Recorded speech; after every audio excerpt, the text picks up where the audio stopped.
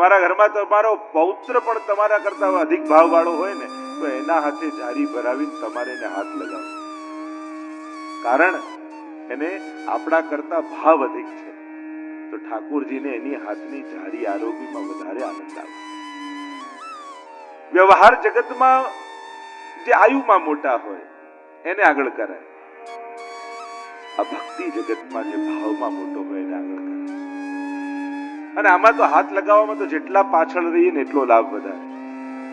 આની નહીં તો આની, આની નહીં તો આની, આની નહીં તો આની કાનીથી મારી સામગ્રી ઠાકોરજી અંગીકાર કરશે, મારી જારી મહાપ્રભુજી અંગીકાર કરશે. ભક્તિ માર્ગમાં કૃપા કરવાની શરૂઆત ઠાકોરજી પાછળથી કરે છે. અને એટલે આપણને આગળ જતા આવડે છે, નજીક જતા નથી આવડતું. ધક્કો મારીને કદાચ આગળ પહોંચી જઈએ, પણ નિકટ પહોંચ્યા કે નહીં એનું ચિંતન નથી કરતા. ઘણી વાર બીજાને આગળ કરીને પાછળ રહેવામાં પ્રભુની નિકટ પહોંચી જવાય છે. અને ઘણી વાર બીજાને ધક્કો મારીને આગળ જતા રહેવામાં ઠાકોરજીથી કેટલા દૂર થઈ ગયા એની તો કલ્પના આપણને નથી થતી. આ ભક્તિ માર્ગમાં તો લાભ લેવડાવવાની મહત્તા છે. આપણા થકી કેટલા લોકોએ લાભ લીધો, કેટલાને આજો આ ભાગ્યશાળી પરિવાર નિમિત્ત એક પરિવાર થયો, એના થકી કેટલા લોકોએ લાભ લીધો. અહીંયા બેઠા એમણે તો લીધો, પણ યુટ્યુબના માધ્યમથી પણ હજારો લોકો, 20-25 હજાર લોકો તો પહેલા જ દિવસે યુટ્યુબમાંથી લાભ લઈ લીધો દુનિયાભરના વૈષ્ણવમાં. તો નિમિત્ત એક જણ બને, પણ એમણે કેટલાને કથાનો પ્રસાદ પાયો. જેણે જેણે સાંભળ્યું ને એના હૃદયમાં આનંદ આવ્યો હશે ને, એના હૃદયમાંથી આશીર્વાદ નીકળીને આ પરિવારને લાગી જ ગયા. આશીર્વાદ કોઈ આપે ત્યારે જ લાગે એવું નથી હોતું. કોઈના ચિત્તમાં પ્રસન્નતા પ્રગટે ને તો સહજમાં એના આશીર્વાદ આપણા સુધી પહોંચી જતા. એને માંગવાની પણ જરૂર નથી હોતી, માથે હાથ મૂકવાની પણ જરૂર નથી હોતી, સામે આવવાની પણ જરૂર નથી હોતી, અરે ઓળખાણ કરવાની પણ જરૂર નથી હોતી. એ દુનિયાના કોઈ ખૂણે બેસીને પણ કોઈ કથા સાંભળીને એના હૃદયમાં ઠાકોરજી માટે ભાવ જાગ્યો હશે તો એના હૃદયમાંથી નીકળેલા આશીર્વાદ આ પરિવાર સુધી પહોંચી જતા. કૃષ્ણ ભક્તિની વિધા, એની રીત ઉલટી રીત, અહીંયા તો ઊંધી રીત છે. ચલકે ઉલટી રીત, ગોપીજનો ઊંધી રીતે ચાલ્યા. લોકો ઘર બાર છોડીને વનમાં જાય ને આ તો કૃષ્ણ વિરહિની ગોપીઓને ઘર હી મેં વન કીનો. એમણે તો ઘરને જ વૃંદાવન બનાવીને એમાં રહ્યા. સંસારમાં રહેતા રહેતા કૃષ્ણને પામી દીધા. અને મહાપ્રભુજી એ જ માર્ગ આપણને આપ્યો ને. ભાગીને કોનાથી માણસ જાય? ખરેખર વ્યક્તિઓથી માણસ ભાગતો નથી હોતો, પોતાની જ વૃત્તિઓથી ભાગવાની કોશિશ કરતો હોય. જેને જેને જોઈ, જે વસ્તુને જોઈ એના મનમાં વિકાર જાગતો હોય એ વાંક વસ્તુ અને વ્યક્તિઓમાં શોધતો હોય. ખરેખર વાંક તો ક્યાંક મનની લાલસાઓનો જ હોય. પેંડો પડ્યો અને ખાવાની ઈચ્છા થાય તો વાંક પેંડાનો કે જીભનો? આપણે બધા પેંડાનો વાંક કાઢીએ, વાંક તો જીભનો જ છે, એને જ ઈચ્છા છે. અને જ્યાં જશે પેંડાને ગોતશે. આ દુનિયામાં કોઈ વસ્તુ કે વ્યક્તિનો વાંક નથી હોતો, માણસની વૃત્તિઓ જ એને ભગાવતી હોય. અને આ ગોપીઓના મનમાં કૃષ્ણએ ઘર કરી લીધું. ચેતસ્તત પ્રવણમ સેવા, મેરો મન ગિરધર છબી પર અટક્યો, મેરો મન ગિરધર સો માન્યો. અનેક અનેક પદ શીતકાલના તો કેટલા સુંદર પદોમાં ચર્ચા આવે છે. ગોપીઓનું મન ઠાકોરજીમાં છે અને ઠાકોરજીનું મન ગોપીઓમાં છે. પરસ્પરનો નિરોધ છે, પ્રયાસ નથી, પ્રેમ સ્વભાવ બની ગયો.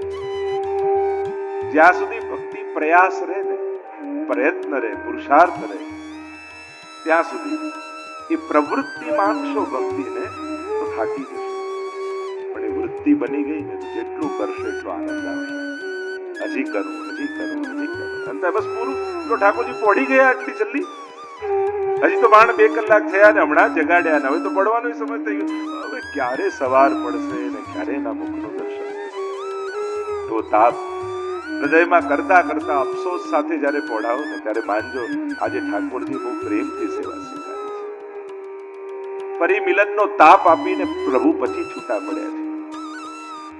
છૂટા પડવાનો જો હાસ હોય ને, હાસ સેવાપતિ, તો માનજો ઠાકોરજીએ તમારાથી કંટાળો ઠાકોરજીને આવવા લાગ્યો છે.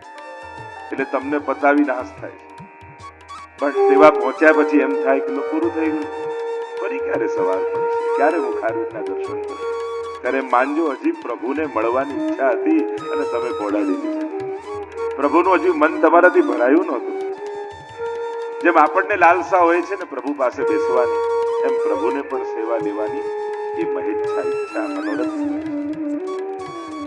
ગઈકાલે જે દર્શનને જે મૂળ વાત કરી રહ્યો હતો, તો કૃષ્ણ ભક્તિ એ કોઈની કૃપા થકી પ્રગટતી હોય છે, ઉગતી હોય છે. એ નાખવામાં નથી આવતી. સ્વિમિંગ પુલ જેવું નથી કે ખોદીને પાણી ભરવું પડે. કુવા જેવું છે, ખોદો ને તો અંદરથી જળ નીકળે. આ ભક્તિનો માર્ગ એવો જેવો છે તો પ્રગટતો હોય છે. પ્રેમ તે પ્રગટ હોઈ મેં જાના. પ્રભુનું પ્રાગટ્ય કહીએ છે. પ્રગટે પ્રભુ, ભક્તિ પ્રગટે, આનંદ પ્રગટે. સુખ મેળવવું પડે, આનંદ તો પ્રગટે. બહારથી અંદર નાખવો એ સુખ, અને અંદરથી પ્રગટીને બહાર અભિવ્યક્ત થાય એ આનંદ. ગિરિરાજજીની ગાથા આપણે ગાઈ રહ્યા હતા. કહેવાનો મૂળ ઉદ્દેશ એ હતો કે કૃષ્ણ ભક્તિને, કૃષ્ણમાં પ્રેમ પામવા માટે આ ત્રણ તત્વોની કૃપા વિશેષ રૂપે વૈષ્ણવ માટે નિતાંત આવશ્યક છે. આ ત્રણ તત્વ એવા છે જે કૃષ્ણમાં પ્રેમનું દાન કરવાનું સામર્થ્ય, એટલે કે ઠાકોરજીએ પોતાના પ્રેમ દાનનું સામર્થ્ય આ ત્રણ તત્વોને આપેલું છે. એમને રાઈટ આપ્યા છે. ઘણી વાર રાઈટ હોય ને કે તમે આનો રાઈટ તમે લીધો છે કે નહીં, અને ન હોય તો તમારો અધિકાર ન કહેવાય. ઠાકોરજીએ પોતાના રાઈટ્સ લખી આપે આ ત્રણ જણાને પ્રેમ દાન કરવા. પહેલું તત્વ છે બ્રજનું, કૃષ્ણ ભક્તિનું શ્રી યમુનાજી. મુકુંદ રતિ વર્ધિની. યમુનાષ્ટક ગાન કરતા જ આપણે કહીએ છીએ કે ઠાકોરજીમાં પ્રેમની વર્ધન કરનારી કોઈ હોય તો શ્રી યમુનાજી. યમુનાજીનું નામ લેવા માત્રથી ભગવત પ્રેમ પ્રગટ થાય. નામ મહિમા એસી ન જાને, जिनके गुण सुनन को लाल गिरिधरन पिए आए सन्मुख ताके बिराजे. યમુનાજીના ગુણગાન ઠાકોરજીને એટલા ગમે છે કે ગાતા હો યમુનાજીના ગુણગાન અને સામે આવી જાય ઠાકોરજી. તમને પ્રભુને અતિ પ્રિય કૃષ્ણ પ્રેમનું દાનનું સામર્થ્ય યમુનાજીમાં. યમુનાષ્ટકનો નિત્ય પાઠ કરો. 41 પદના રોજ 2 પદ 4 પદના પાઠ કરવાની, તો 41મું પદ છેલ્લું પદ રોજ ગાવું. બીજું સામર્થ્ય આપ્યું શ્રી ગિરિરાજ બાબા. શ્રી ગિરિરાજજી ભક્તિનું મૂર્તિમંત સ્વરૂપ છે. પૂર્ણા પુલિંદ ઉરુગાય પદાબ્જ રાગ. ત્યાં પુલિંદજીઓને પૂર્ણ કયા. સુબોધનીમાં મહાપ્રભુજી કહે કે આ પૂર્ણ શબ્દ કોઈને ન વાપર્યો, કારણ કે કૃષ્ણ ભક્તિમાં પૂર્ણ કોઈ હોય તો સ્વામિનીજી છે. સ્વામિનીજી સિવાય કોઈને કૃષ્ણના પૂર્ણાનંદનો અનુભવ થતો નથી. રાસમાં સંપૂર્ણ આનંદ કોઈ અનુભવ કરતું હોય તો સ્વામી.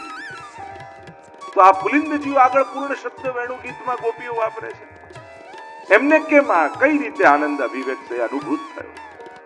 તો કહ્યું કે એમને ગિરિરાજ બાબાનો સંગ છે. એટલા ગિરિરાજજીની કૃપાથી પુલિંદજીઓ પૂર્ણ થયા. અને પુલિંદજીઓ એટલે ભીલ કન્યા, જેના ભાવથી ઉત્થાપન ભોગ ધરો છો, કંદમૂળ ફળ આદિ, એ ભીલ કન્યાઓને પુલિંદી કહેવાય. જો ઘણા સરખા નામ હોય, પુલીન, પુલીન અને પુલિંદીજી બંને જુદા. યમુનાજીમાં બેટ હોય ને, આઈલેન્ડ, એને પુલીન કહેવાય. તિહારો પુલીન મોહીબાર. ઘણીવાર ઘણા શબ્દો હોય તો ઘણીવાર લોકો ઘણીવાર તાંદુલ અને તાંબુલમાં ઘણીવાર લોકો ગોટાળા કરતા હોય. સુદામાજી એ તાંબુલ આરો, સુદામાજી તાંબુલ નથી આરો ગયા, તાંદુલ આરો ગયા. તાંબુલ એટલે પાન અને તાંદુલ એટલે ભાત ચોખા. તો ઘણીવાર સમાન શબ્દો એવા તો ઘણા બધા પર્યાય નિકટના એવા સરખા ઉચ્ચારણ જેના થતા હોય. ગુસાઈજીએ ચરવી તાંબુલ ગોપાલદાસને આપી, એ તાંબુલ કહેવાય. અને સુદામાજીના આરોગ્ય એ તાંદુલ કહેવાય. તો ગિરિરાજ બાબાની કૃપાથી ભક્તિ મળે. એટલે કઈ લૌકિક માંગવા જ ગિરિરાજજીની પરિક્રમા કરવા જવાની જરૂર નથી. કારણ કે જે અલૌકિક આપવાનું સામર્થ્ય રાખતા હોય એની પાસે લૌકિક ઈચ્છવું એ પણ મૂર્ખતા છે. જે તમને સમર્થ બનાવે, જો એક છે સમર્થ વ્યક્તિ દાન કરે, અને બીજો સમર્થ છે કે પોતાના જેવું સામર્થ્ય આપે. આ અલૌકિક તત્વો એવા છે જે સાધારણ વસ્તુ કોઈ દાનમાં નથી આપતા. ચલ લે તને દાન આપું એટલે તું પણ એનો આનંદ લે. એ પોતાના જેવું સામર્થ્યવાન આપણને બનાવી દે, પોતાના અનુભવને આપણો અનુભવ બનાવી દે. એવું ગિરિરાજ બાબાનું સામર્થ્ય. એટલે જ્યારે પણ ગિરિરાજજી પાસે જાઓ ને તો ભક્તિ માંગજો, કૃષ્ણમાં પ્રેમ માંગજો. જો ત્યારે સાચા અર્થમાં ગિરિરાજજીના સામર્થ્યનો તમને અનુભવ થશે. આપણે ચમત્કારમાં રાજી થઈ જઈએ છીએ. અરે ગિરિરાજ બાબાની કૃપાથી આમ ધંધો થયો, ગિરિરાજ બાબાની કૃપાથી આ થઈ ગયું, બાળક થઈ ગયો, રોગ મટી ગયો, આ મટી ગયું. આવું સામર્થ્ય ઘણા લોકો પાસે છે, ઘણા દેવી દેવતા પાસે છે, પણ ભગવાન આપવાનું સામર્થ્ય અન્ય કોઈ પાસે નથી. જે બીજું કોઈ ના આપી શકે એ જ તો મેળવીને આવીએ ત્યારે તો સાચો લાભ લીધો કહેવાય. આ તો ઘણા લોકો આપવાનું સામર્થ્ય, લૌકિક તો ઘણા આપી. અરે માણસ પોતાની બુદ્ધિ અને હોશિયારીથી પણ કરી શકે. એ ગિરિરાજજી પાસે મેળવવાનું. જેનું પ્રાપ્તિનું સામર્થ્ય ભગવાને આપણને જ આપીને મોકલ્યા હોય એ જ વસ્તુ ગિરિરાજજી પાસે માંગવાની. ગિરિરાજજી ભગવાન અને ભક્તિ આપવામાં સમર્થ છે એ માંગ. અને ત્રીજું સામર્થ્ય શ્રી વલ્લભને આપ્યું છે. સાનિધ્ય માત્ર દત્તા શ્રી કૃષ્ણ પ્રેમા. સર્વોત્તમ સૂત્રમાં નામ છે સાનિધ્ય માત્રથી શ્રી કૃષ્ણમાં પ્રેમનું દાન કરનારા શ્રી મહાપ્રભુ. તો જે ચર્ચા આપણે કરી રહ્યા છે, ગિરિરાજ બાબાનું પૂજન, ઠાકોરજીએ કોઈનું પૂજન કરવાનું કહ્યું હોય તે ગિરિરાજજી. અને એટલા માટે ગિરિરાજ બાબા આપણા બધા માટે પૂજનીય છે, કારણ કે એમના પૂજનનો પ્રકાર સ્વયં ઠાકોરજી આપણને બતાવે. અને એટલા માટે અને પૂજનમાં પણ વિવેકની પણ જરૂર પડે. જ્યારે સમય જાય અને સંજોગો બદલાય, માણસનું સામર્થ્ય વધે ત્યારે વિવેકની વધારે જરૂર પડે. એટલે હવે વિવેકની પણ જરૂર છે. જ્યારે જ્યારે વ્રજમાં જાઓ તો ગિરિરાજજી સાથે, યમુનાજી સાથે કેવો વ્યવહાર આપણે રાખવો, કેટલું દૂધ ચડાવવું ને કેટલા દંડવત કરવા ને કેટલો ભોગ ધરવો, એનો વિવેક આપણે જ રાખવાનો. અને દૂધ ચડાયેલું દૂધ છે કે નહીં એનો પણ જ્યારે શંકા મનમાં રહેતી હોય તો ખૂબ વિવેકપૂર્વક ભક્તિ એટલે બહુ વ્યવહારમાં એટલા બધા નહીં પડી જવું કે એમની જોડે આત્મસાત ન સાધી શકીએ, એમની કૃપાનો અનુભવ, એમના સ્વરૂપનો આનંદ ન લઈ શકીએ, એવા બહુ વિધિ વિધાનમાં નહીં પડી. અને હવે તો મને પોતાને પર્સનલી એમ લાગે કે તમે વર્ષમાં 10 વાર વ્રત જતા હો ને, પણ દૂધ એક જ વાર ચડાવો. નક્કી કરીને જાઓ કે ભલે 10 વાર હું વ્રજમાં જઈશ, ગિરિરાજ બાબાને દંડવત કરીશ, ત્યાં બેસીને પાઠ કરીશ, કીર્તન કરીશ, ગુણગાન કરીશ, ગિરિરાજ બાબા જેનાથી રાજી થાય એ બધું જ કરીશ. પૂજન આપણા માટે છે. આપણે એનું કારણ કે અમારો દેવ ગોવર્ધન દાનો, વ્રજના દેવતા ગિરિરાજજી છે. એટલે ભલે વ્રજમાં દર મહિને જતા હો યા વર્ષમાં 10 વાર જતા હો, પણ યમુનાજી અને ગિરિરાજજીનું પૂજન હું વર્ષમાં 1 વાર કરીશ. બાકી એમની નિકટ બેસી પ્રભુના ગુણગાન કરીશ, કારણ કે એમનાથી એમને ખૂબ પ્રસન્નતા થાય. કારણ કે હવે જવું આવું એટલું સુગમ થઈ ગયું છે, કેટલા લોકો જવા લાગ્યા છે, અને બધા જો અઠાગ્રહ અને અત્યાગ્રહ રાખશે તો ક્યાંક એમને શ્રમ આપણે આપી દઈશું, ક્યાંક એમના સ્વરૂપને બગાડવાનું અપરાધના સહભાગી આપણે ન થઈ જઈએ. એની પણ સાવધાની રાખવાની હવે આપણે બધાએ જરૂર છે. દરેકે વિવેક રાખવાની જરૂર છે. અને ભક્તિમાં વિવેક બહુ મહત્વનો શબ્દ હોય છે. પૂજનમાં વિવેકની જરૂર નથી હોતી. કેવલ મર્યાદા માર્ગી પૂજન કરો ને, એમાં તો જે કહ્યું હોય એ પ્રમાણે પૂજા કરી જ નાખવાની. પણ જ્યાં સેવાનો ભાવ હોય ને ત્યાં વિવેકની બહુ જરૂર પડે. એટલા માટે આપણે બધાએ હવે વિવેક કેળવવાની જરૂર છે. અહીંયા ઠાકોરજીએ ગોવર્ધન પૂજા કરાવી છે. ઇન્દ્રને સમાચાર મળ્યા કે આ ઇન્દ્રયાગ બંધ કર્યો ને કોઈ નવો ગોવર્ધન યાગ શરૂ કર્યો છે. ઉપાયમાન થયો ઇન્દ્ર. સંવર્તક નામના મેઘો જે પ્રલય કાળમાં વર્ષા કરે એમને આજ્ઞા કરી કે જાઓ સમગ્ર વ્રજને ડુબાડી દો. કાળા કાળા વાદળો ઘેરાવા લાગ્યા. મોટી મોટી શિલાઓ પડતી હોય એવી વર્ષાની બૂંદો પડવા લાગી. ગભરાયા વ્રજવાસીઓ. દોડતા ભાગતા ઠાકોરજીના શરણે આવ્યા. પ્રભુ રક્ષા કરો. શ્રીનાથજી બાબાનું પણ એક નામ શ્રી ગોવર્ધન નાથજી છે. જે ગોવર્ધનના નાથ છે એને ધારણ કરનારા છે, જે ગિરધારી છે ગિરિના ધારી છે. આ તો ગિરિમાં રાજ છે એટલે એમનું નામ છે ગિરિરાજ, પર્વતોના રાજા. આપણે જે તો વાર્તા પ્રસંગમાં આવે ને કે ગુસાઈજી પેલા વૈષ્ણવને પૂછ્યું કે શ્રેષ્ઠ નદી કઈ, શ્રેષ્ઠ પર્વત કયો ને શ્રેષ્ઠ તીર્થ કયું? ત્યારે પેલા વૈષ્ણવ શ્રેષ્ઠ નદી યમુનાજી, શ્રેષ્ઠ પર્વત ગિરિરાજજી અને શ્રેષ્ઠ તીર્થ એ વ્રજ છે. ત્યારે ગુસાઈજીએ નારાજ થઈને કહ્યું, અરે મૂર્ખ, તું યમુનાજીને નદી માને છે? શ્રેષ્ઠ નદી તો ગંગાજી છે, યમુનાજી તો ઠાકોરજીના ચતુર્થ પ્રિયા છે. શ્રેષ્ઠ પર્વત તો મેરુ પર્વત છે, ગિરિરાજ બાબા તો હરિદાસ વર્ય છે. શ્રેષ્ઠ તીર્થ પ્રયાગ છે, વ્રજ તો ઠાકોરજીનું ઘર છે. એને તું તીર્થ માને? જો આ દ્રષ્ટિ વલ્લભ પ્રગટ ન થયા હોત તો કોણ આપણને આપે? આ દ્રષ્ટિ જો ગુસાઈજી પ્રગટ, શ્રીમદ વલ્લભ કે ઘર પ્રભુ જો फिर अवतार न धरते हो, हम सरीखे मूढ़ पतित जन કહો कैसे निस्तरते.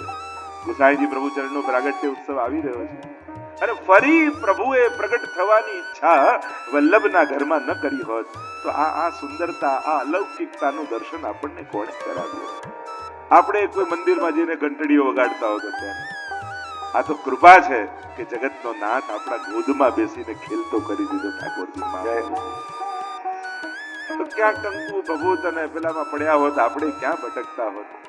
પણ કેવી કૃપા કરી આપણને વ્રજવાસીપણાનું સુખ આ કલયુગમાં મહાપ્રભુજીને ગુસાઈજી આપ્યું. અને જેની કૃપાથી ઠાકોરજી ઘરમાં અને ગોદમાં ખેલતા થઈ જાય એનો ઉપકાર તો જિંદગીમાં ક્યારે ચૂકવી ન શકાય. હો વારી ન વલ્લભિયન પર अपने तन को करूं बिछोना, शीश धरूं इनके चरणन.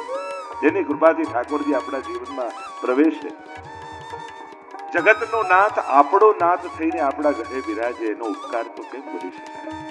અદેય દાન દક્ષશ્ચ મહોદાર ચરિત્રવાન. કોઈ ના આપી શકે એવું દાન શ્રી મહાપ્રભુજીને ગુસાઈજી આપણને આપ્યું છે. ગિરિરાજ બાબાને ધારણ કર્યા શ્રી ઠાકોરજીએ અને માનો ગોવર્ધન નૃત્ય કરે, ભાર નથી. ગિરિરાજ બાબાનો ઘણી વાર એમ થાય કે ભાર લાગતો હશે, અરે ભાર નથી તો નાચી રહ્યા છે ગિરિરાજ બાબા. અરે ઠાકોરજીએ મને પોતાના હસ્તમાં ધારણ કર્યો.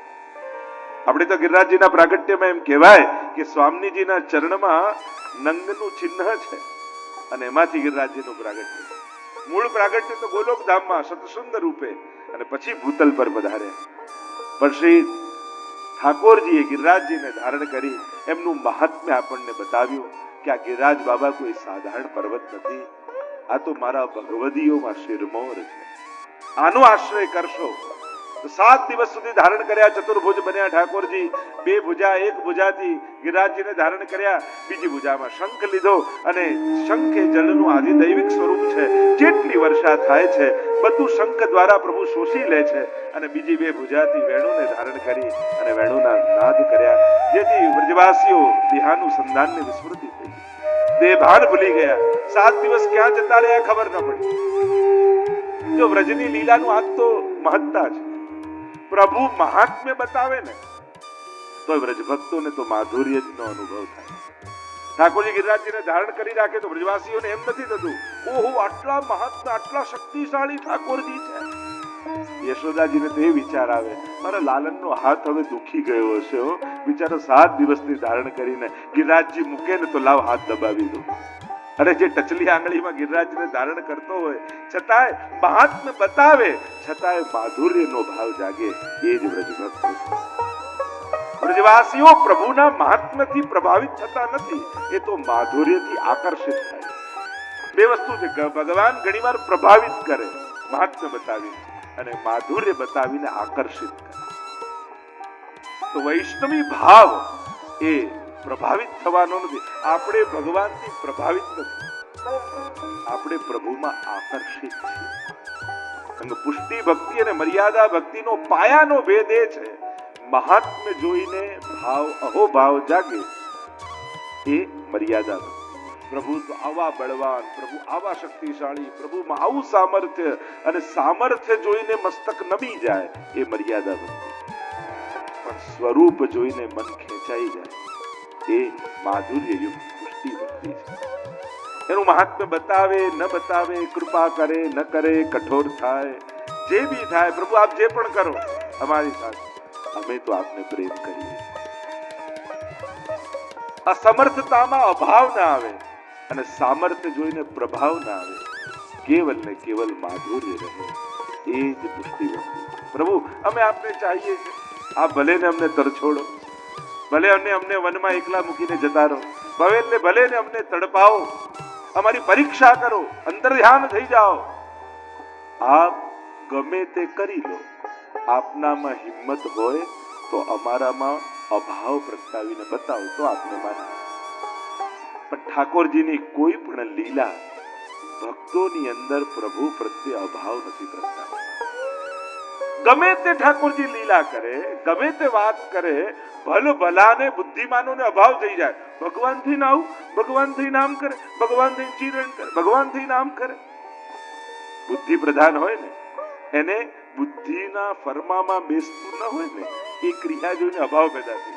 આવું કરાતું હશે પણ ભક્તોને તો એમાંય પ્રભુની વિવિધતા દેખાય. પ્રભુ કરો પરીક્ષા, કરો વિપરીત લીલા. અમને તો એ જોઈને, જો આપણે નાના બાળકો હોય ને, સ્કૂલમાં જતા હોય તો ફેન્સી ડ્રેસ ઘણી વાર સ્કૂલમાં હોય તો ઘણી વાર એને સંત બનાવે, ઘણી વાર કોઈ વેજીટેબલ બનાવે, ઘણી વાર કોઈ એને કોઈ અવતાર બનાવે, પોલીસ બનાવે. અને એ પોલીસ બન્યો હોય એને જોઈને આપણને વધારે લાગ પ્રેમ આવે ને. આજે કેવો સરસ લાગે, ખોળામાં બેસીને ફોટો પાડીએ, એમને સેલ્ફી પાડીએ, એનો ફોટો પાડીએ, વધારે વાલ આવે. આજે કેવો સરસ લાગે. એમ ઠાકોરજી આ જુદા જુદા અવતારો ધરે, ક્યારે નરસિંહ બને ને ક્યારે વરાહ બને ને, તો બીજાને તો મહાત્મ્ય લાગે, આવો પ્રભાવ. અને વૈષ્ણવને વધારે વાલ આવે. અરે મારો લાલન કેવો નરસિંહ બનીને આજે ફરી રહ્યો છે, મારો લાલન આજે કેવો વામન બનીને ફરી રહ્યો છે. એટલે જુદા જુદા અવતારો જોઈને વાલ વધી જાય.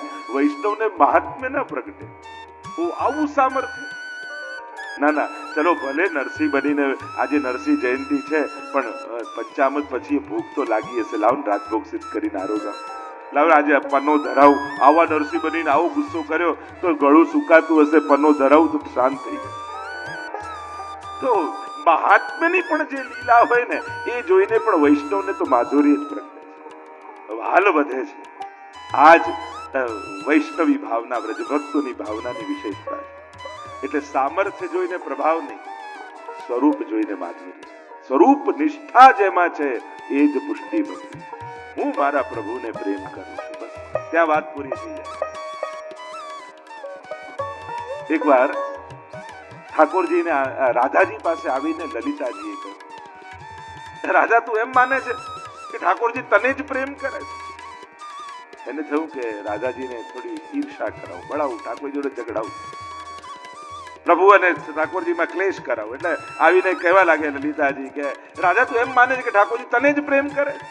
એ તો ચંદ્રાવલીને કરે છે, લલિતાને કરે છે, વિશાખાને કરે છે, મને કરે છે, એ તો બધાને પ્રેમ કરે છે. અને આ સાંભળતાની સાથે રાધાજીના નેત્રો ભરાઈ રડવા લાગ્યા. લલિતાજી કે બાબા રડો છો શા માટે? રડું છું એટલા માટે કે અમારા બંનેનો પ્રેમ છુપાવવા ઠાકોરજીને કેવા કેવા નાટકો કરવા પડે. એ તો મને જ ચાહે છે પણ અમારો પ્રેમ છતો ન થઈ જાય એટલે પ્રભુને આ નાટકો કરવા પડે છે. બાકી એનું મન મારા સિવાય બીજે ક્યાંય જાય. આ પ્રેમની નિષ્ઠા. લૌકિક પ્રેમ હોય તો તુરંત ક્લેશ થઈ જાય. આ સ્વરૂપ નિષ્ઠા છે કે એનો પ્રેમ અને મારા પ્રત્યે, એનો ને એના પ્રત્યે મારો એ અનન્ય છે. આ માધુર્યનું મહાત્મ્ય છે. એક તો મહાત્મ્યમાં માધુર્ય હોય છે અને એક માધુર્યમાં મહાત્મ્ય હોય છે. અત્યારે બહુ ચર્ચા નથી કરતા, આપણે તો યાત્રા ઘણી લાંબી છે. પ્રભુને છેક મારે તો ત્યાંથી મથુરા લઈ જવાના છે, મથુરાથી દ્વારિકા, દ્વારકાથી છેક હું અમરાવતી ત્યાં હરણ કરવા લઈ જઈશ સુક્ષ્મણીજીને, અને પાછા છેક માધવપુર મૂકીને પછી જવાનું મારે. તો આખા પ્રભુને કેટલા બધા મારે ડ્રોપ કરવાને ક્યાં ક્યાં સ્ટેશને થઈને પ્રભુને સાથે લઈ જવાની કથાની આ કારમાં. એમાં પ્રભુ બિરાજ્યા છે, સાથે સાથે જ્યાં જશે કથા ઠાકોરજી પણ જોડે આવે.